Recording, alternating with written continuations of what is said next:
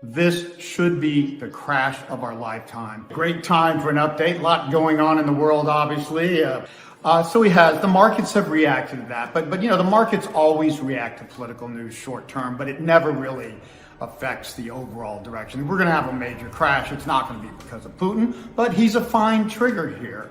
And so that's where we're at in the markets. The markets are at a critical point here, okay?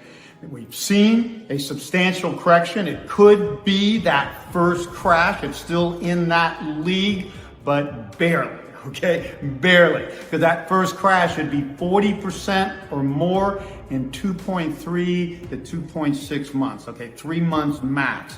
We are almost 2 months into this. It's really only got 3, 4, 5 weeks left to run, and it's only down a little over 20% for the NASDAQ and maybe 14, 15% for the S&P at worst so far. So it's more than a normal correction, but it has to go down sharply early next week, or I'm going to start assuming that this is a correction, and then we're going to make one more run at new highs, slight new high towards 5,000 or something like that, and then you have this 40 to 50% crash in 2 to 3 months, and we'll be down to similar targets, sort of thing. So this crash, the markets do look like they're topping. I still favor scenario 1. We've already peaked on January 4th. We're in this first crash, but again, has to follow through starting early to mid next week, or that looks less likely.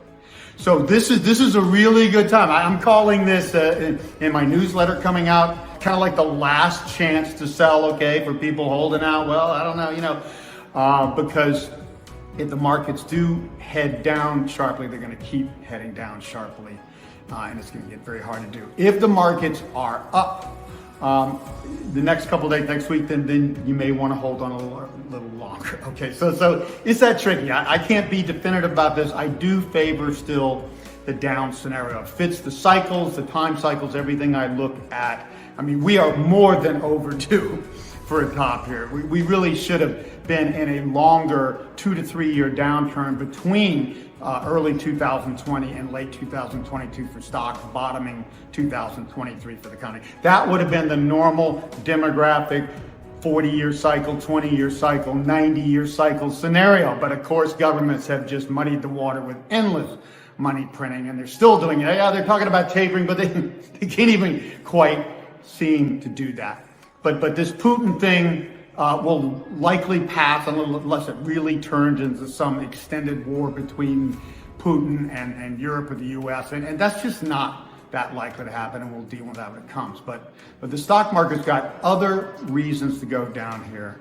This should be the crash of our lifetime. The question is, did it already start on January 4th?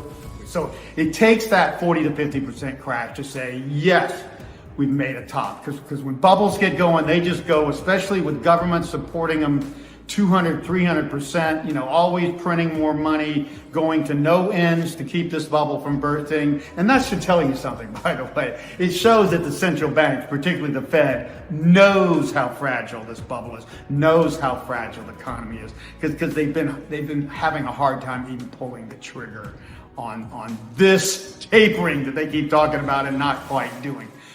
So they should follow through, and you need to understand a market and an economy that's been stretched now 13 years beyond the natural, going on 14 by the way, beyond its natural peak in 2007 for stocks and the economy in early 2008. That would have been the natural peak and downturn, okay? And that downturn would have been like the 30s. It should have been over 12, 13 years. I was always looking for it to be down in 2008, big crash, depression, and then a rally, and then a second depression, kind of like the 30s scenario, into 2040 to 42, before we have the millennial boom and the next fundamental surge in the economy. So we're still there. Economy underneath is weak. It needs to go down. We need to get rid and flush out a lot of debt, so the millennials don't have to carry our baby boom debt people like me created and my generation. It's just not fair. So we need this downturn. It's good for the economy.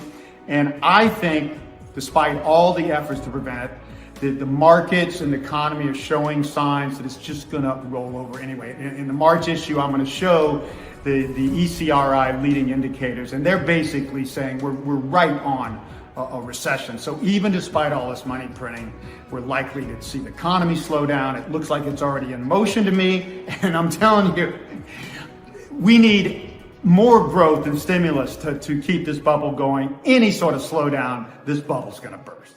That's the nature of bubbles. So the central banks have created the greatest bubble in modern history. They've supported it beyond what anybody irresponsibly would have thought they would have done, and they still don't understand bubbles because they'd be way more scared than they are now. There is no way they can win this, and so you have to be prepared. And I say this is a good time to finalize your sale of financial assets, from real estate to stocks and everything else, and be out of this market. And again, you might give it early next week if the markets are up Monday, Tuesday. Okay, that's going to be a sign that we could see one more new high. It'll only be a slight new high, so it's not going to be a giant rally. Okay, we might get to 48.90 to 5,000. Okay, something like that on the S&P. And then for sure sell. But I say if you've already sold, feel good about it. You can never pick a top perfectly except in hindsight. And I think we've been very good at calling this in December. We called it in December 8th, strong sell signal, and then again right around the end of the month, I think it was the 30th. So good time to be out of stocks, good time to wait for natural course to follow through and see the sale of a lifetime in all financial assets in the next couple of years. So this is going to be a great opportunity if you protect your assets now.